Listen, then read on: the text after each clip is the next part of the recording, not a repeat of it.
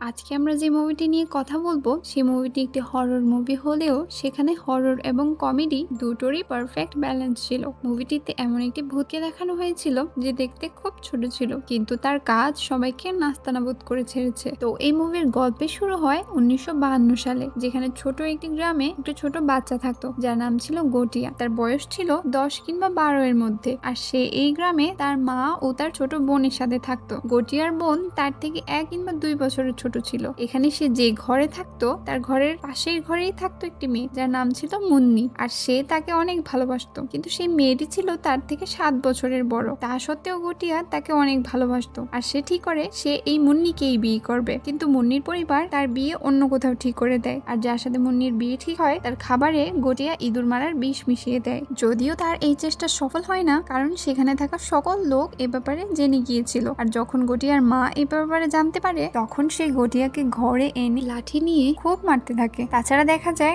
গটিয়া কাউকে ভয় না পেলেও তার মাকে সে খুব ভয় পেত। গটিয়ার মা তখন গটিয়ার মাথা ন্যাড়া করে দেয়, আর দেখা যায় ওই দিনই মুন্নিরও বিয়ে হয়ে যায়। মুন্নির বিয়ের পর সে তার বরের সাথে চলে গেলেও গটিয়া তাকে ভুলতে পারছিল না, আর ভাবতে থাকে কি করে সে মুন্নিকে ফিরিয়ে এনে তাকে বিয়ে করতে পারবে। অনেক ভেবেও সে যখন কোনো পথ খুঁজে পায় না তখন সে ব্ল্যাক ম্যাজিক করার সিদ্ধান্ত নেয়, যাতে করে সে মুন্নিকে ফিরিয়ে এনে তাকে বিয়ে করতে পারে। আসলে গটিয়া অন্য বাচ্চাদের মতো নর্মাল একটা বাচ্চা ছিল না, সে একটা সাইকো বাচ্চা ছিল। সে যে কোনো কিছুর বিনিময়ে মুন্নিকে নিজের করতে চাচ্ছিল, আর তাই সে তার ছোট বোনকে নিয়ে গ্রামের পাশের একটি জঙ্গলে চলে যায়, যে জঙ্গলের নাম ছিল চিন্টুপাড়ি। যেহেতু এই জঙ্গলটা গ্রাম থেকে অনেক দূরে ছিল তাই সেখানে কেউই আসতো না। গটিয়া তার বোনকে নিয়ে সে জঙ্গলের একটি বড় গাছের নিচে বসে, সেখানে সে ব্ল্যাক ম্যাজিক করতে শুরু করে। আর এই কালা জাদুর প্রক্রিয়া সম্পূর্ণ করতে তার বোনকে বলি দিতে হবে, তাই গটিয়া একটি ছুরি নিয়ে তার বোনকে মারার চেষ্টা করে, কিন্তু তার বোন তার চোখে সিঁদুর মেরে তাকে ধাক্কা দিয়ে সেখান থেকে সরে যায়। আর গটিয়া গাছের শিকড়ের সাথে হোঁচট খেয়ে সেখানে পড়ে গিয়ে মাথায় আঘাত পায় এবং সেখানেই তার মৃত্যু হয়। এদিকে গটিয়ার এই অবস্থা দেখে তার বোন অনেক ভয় পেয়ে যায়। সে দ্রুত গ্রামে গিয়ে তার মা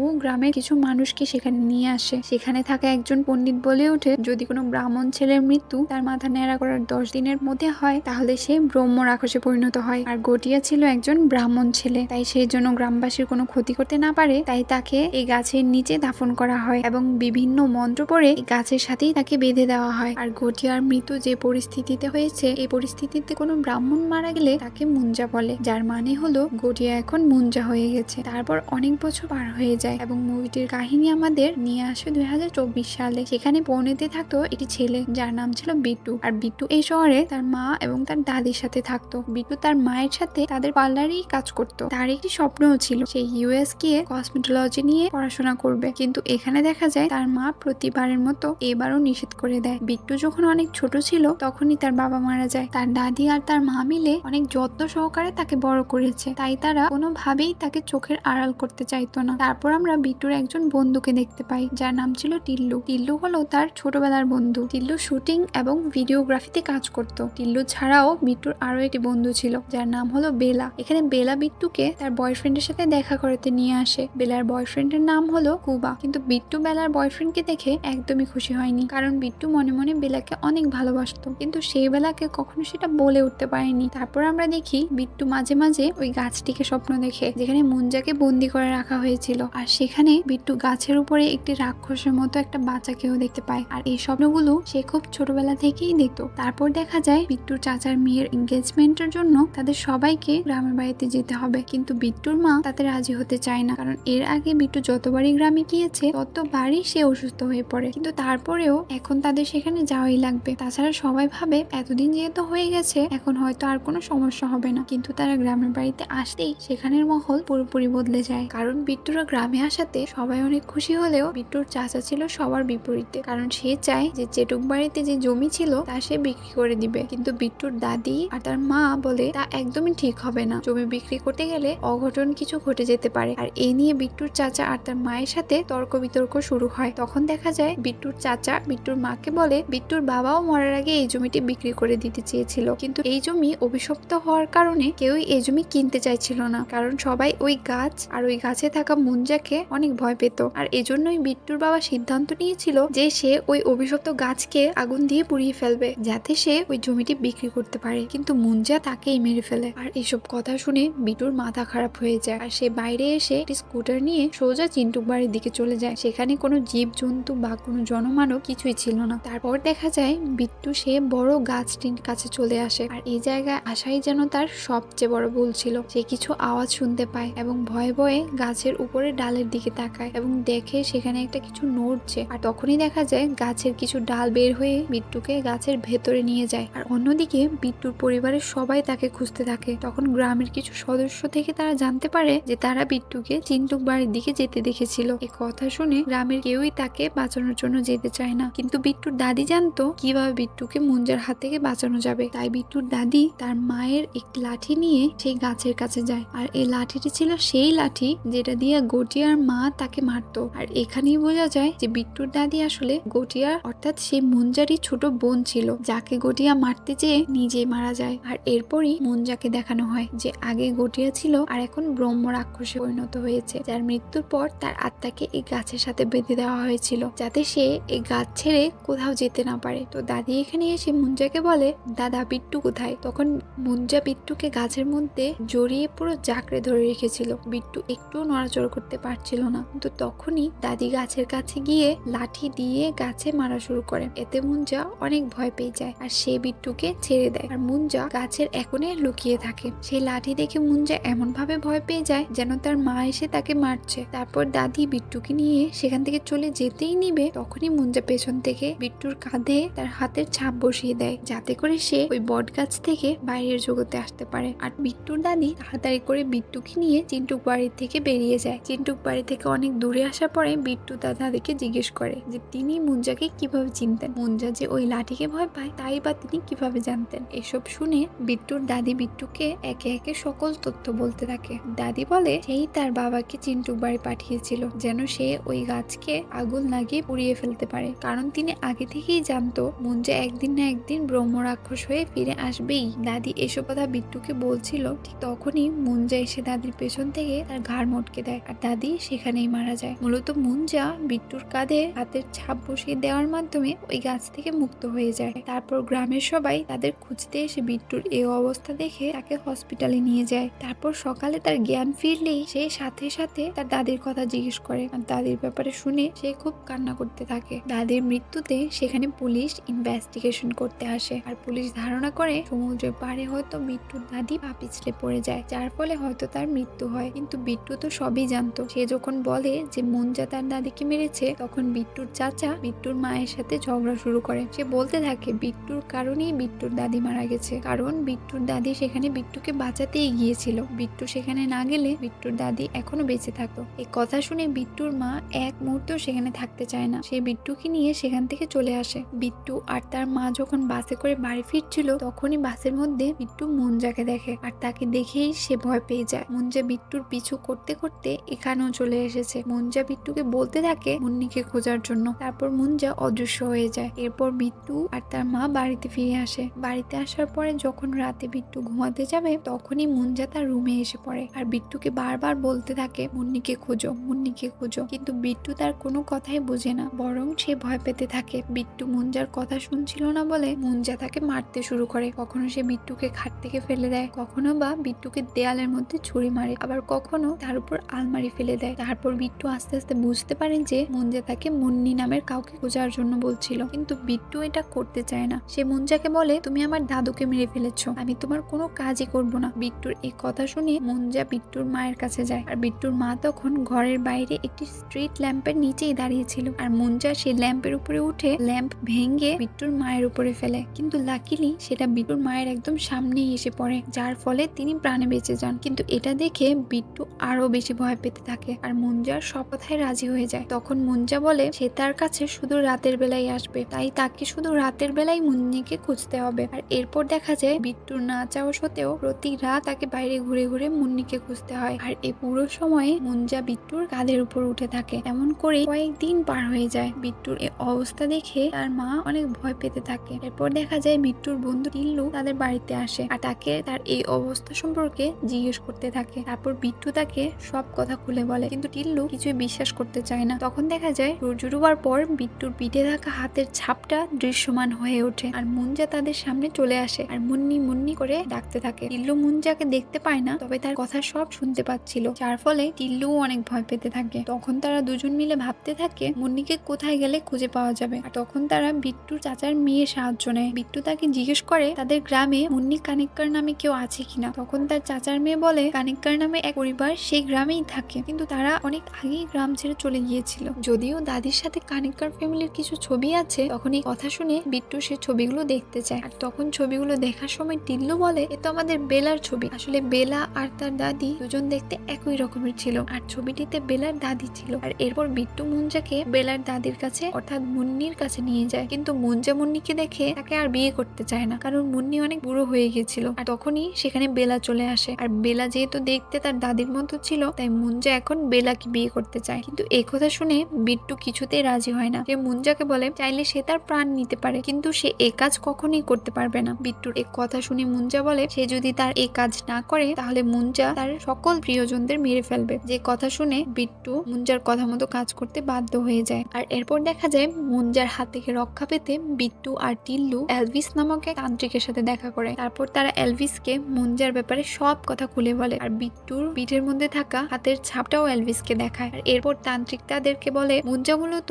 অত্যন্ত শক্তিশালী একটি রাক্ষস। মূলত যখন কোনো ব্রাহ্মণ ছেলের মাথা নেড়া করার 10 দিনের মাথায় কোনো কারণে সে মারা যায় আর তার কোনো স্বপ্ন বা ইচ্ছা অসম্পূর্ণ থেকে যায়, তাহলে তারা মুঞ্জা বা ব্রহ্ম রাক্ষস হয়ে যায়। আর মুঞ্জাকে শুধু তার বংশের মানুষরাই দেখতে পায়। তখন বিট্টু এলভিসকে জিজ্ঞেস করে এখন তারা কিভাবে মুঞ্জার হাত থেকে রক্ষা পাবে। তখন এলভিস বলে যতক্ষণ মুঞ্জা তার ব্রহ্ম রাক্ষসের রূপে থাকবে ততক্ষণ তাকে মারা যাবে না, কিন্তু এই মুঞ্জা বিয়ে করতে চায়। আর বিয়ে করতে হলে তাকে জীবিত হতে হবে। আর জীবিত হওয়ার প্রক্রিয়াতে তাকে কোনো প্রাণীর দেহে প্রবেশ করতে হবে। তাই মুঞ্জা তোমাকে একটি ছাগল নিয়ে আসতে বলবে, আর সেই ছাগলের মাথায় তোমার রক্ত দিয়ে একটি চিহ্ন বানাতে বলবে, যা দেখতে কিছুটা জেডের মতো হবে। এরপর মুঞ্জা সেই ছাগলের দেহে প্রবেশ করতে পারবে। আর এই ছাগল রূপেই মুঞ্জা বেলাকে বিয়ে করবে। বেলার বলি দিয়ে তার সাথেই মুক্ত হয়ে যাবে সে। কিন্তু এখানে মুঞ্জাকে মারা যাবে। মুঞ্জা যখন ছাগলের দেহে প্রবেশ করবে সাথে সাথেই ছাগলটিকে মেরে ফেলতে হবে। আর ছাগলটাকে মেরে ফেলতে পারলেই মুঞ্জাও মারা যাবে। তারপর এলভিস তাদেরকে বলে তাদের এই মিশনে এলভিসও তাদের সাহায্য করবে। তখন বিট্টু আর টিল্লু ভাবতে থাকে কিভাবে তারা বেলাকে ওই গাছের কাছে নিয়ে যাবে। তারপর তারা বেলার কাছে গিয়ে একটা অফার দেয় যে তারা তার জিমের প্রমোশনের জন্য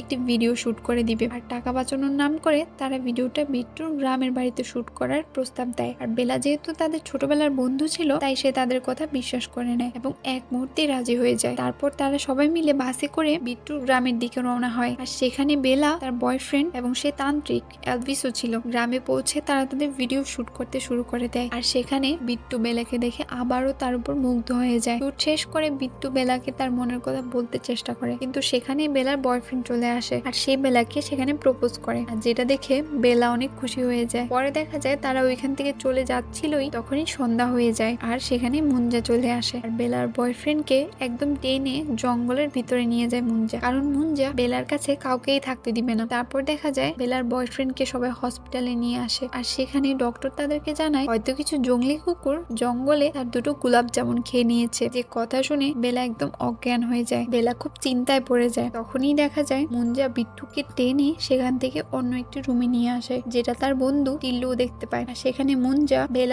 বেলা লাগিন করতে থাকে। আর তখনই সেখানে রুকু চলে আসে। সে মুঞ্জাকে দেখতে পাচ্ছিল আর তাকে দেখে সে চিৎকার করবেই তখনই টিল্লু তার মুখ চেপে ধরে। তখন মুঞ্জা তার কাছে এসে বলে এ তো আমাকে দেখতে পেলো। তখন বিট্টু বলে এ আমার চাচার মেয়ে। তখন মুঞ্জা রুকুর কাছে এসে বলে চুল খুব সুন্দর তোমার, বেলা লাগিন না হয় রুকু টাকলা হয়ে যাবে। তারপর বিট্টু রুকুকে সব খুলে বলে আর রুকু একদম অবাক হয়ে যায়। এই রাক্ষস বেলাকে বিয়ে করতে চায়। তারপর তারা তিনজন মিলে তাদের বিয়ের ব্যবস্থা করতে থাকে। বিট্টু ডাবের পানিতে অ্যালকোহল মিশিয়ে বেলাকে খেতে দেয়, যা খেয়ে বেলা একদম মাতাল হয়ে যায়। তারপর তারা একটি ছাগল নিয়ে চিন্টুক বাড়ির সেই গাছের নিচে চলে আসে। মুঞ্জা তখন বিট্টুকে ছাগলের মাথায় সে চিহ্ন আঁকতে বলে, যা কিছুটা জেডের মতো দেখতে ছিল। মুঞ্জা তখন সেই চিহ্ন বিট্টুকে মাটিতে এঁকেও দেখায়। তারপর দেখা যায় বেলা আর ছাগলকে বিয়ের জন্য রেডি করা হয়। আর বেলা একদম মাতাল হওয়াতে সে কিছুই বুঝতে পারছিল না আর সব উল্টাপাল্টা কাজ করা শুরু করে দেয়। তারপর সেখানে মুঞ্জা গাছের উপর থেকে বিট্টুকে মন্ত্র পড়তে বলে। আর বিট্টু ছাগলের মাথায় তার রক্ত দিয়ে সেই চিহ্ন এঁকে দিলে মুঞ্জার আত্মা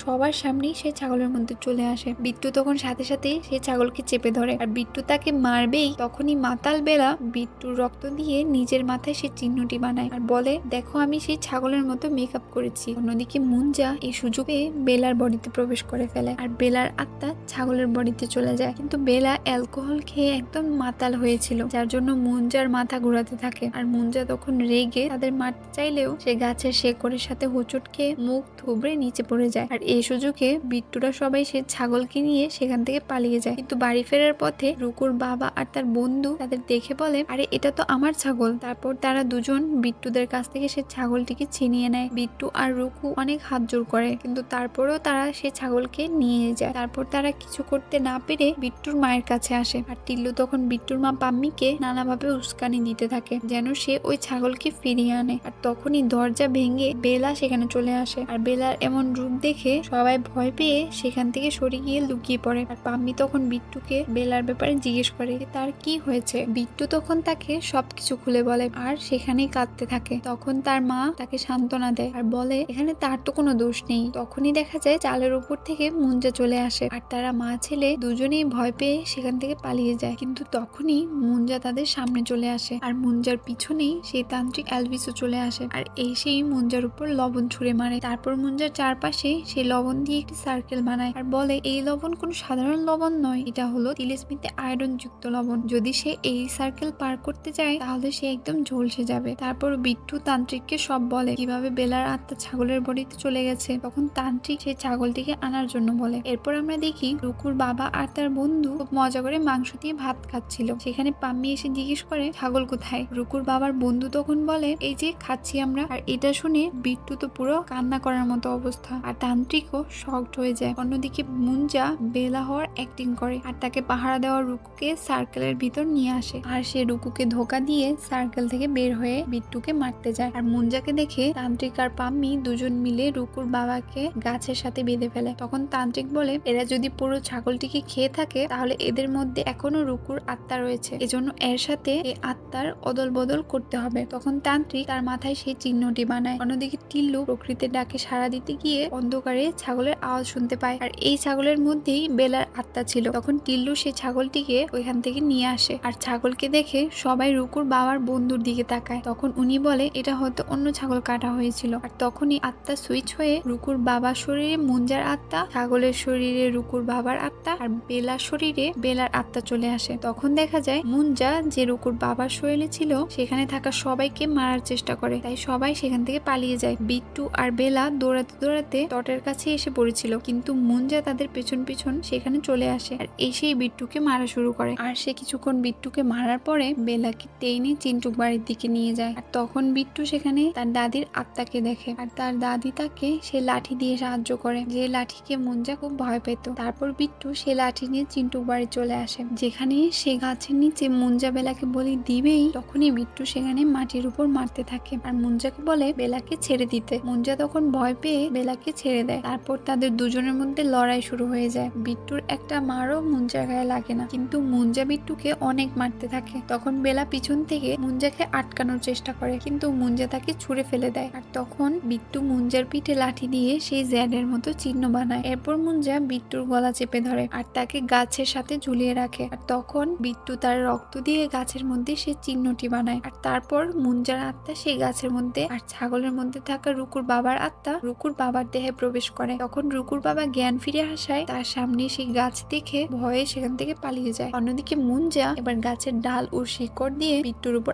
আক্রমণ করতে থাকে। বিট্টু সেখানে থাকা আগুন দিয়ে নিজেকে বাঁচানোর চেষ্টা করে, কিন্তু সে সফল হয় না। আর তখন বেলা মাটিতে পড়ে থাকা কেরোসিন মুঞ্জার গায়ে মারে আর বিট্টু তার হাতে থাকা আগুনটা মুঞ্জার দিকে ছুঁড়ে মারে, যার ফলে পুরো গাছ জ্বলে যায়। আর এভাবেই বিট্টু ও বেলা সেই মুঞ্জার হাত থেকে তাদের রক্ষা করে। এরপর তারা দুজন চিন্টুক বাড়ি থেকে বাইরে চলে আসে আর তারপর সবকিছু ঠিক হয়ে যায়। আর তারা সবাই আবার শহরে চলে আসে। শহরে আসার পরে বেলা বিট্টুকে বলে তার কিছু কাজের কারণে সে ব্রাজিল যাবে আর কয়েক বছর পর সে আবার এখানে ফিরে আসবে। আর তখন বিট্টু তাকে তার ভালোবাসার কথা বলে দেয়। সে বলে সে তাকে অনেক বছর আগে থেকেই পছন্দ করত, কিন্তু বেলা বলে সে বিট্টুকে ভালোবাসে না, সে তো সবসময় বিট্টুকে বন্ধু রূপেই দেখেছে। তখন বিট্টু বলে সে যদি তাকে শুধু বন্ধু ভাবে তাহলে বিট্টু শুধু বন্ধু হয়েই থাকবে, কারণ সে তো আর মুঞ্জা না যে জোর করে তাকে বিয়ে করবে। আর তারপরের দৃশ্যে দেখা যায় মুঞ্জা যে গাছে ছিল সেই গাছকে কিছু লোক কাটার জন্য এসেছিল, কিন্তু তখনই দেখা যায় মুঞ্জা এখনো মরে নাই, সে তখনও জীবিত ছিল। আর সেখানে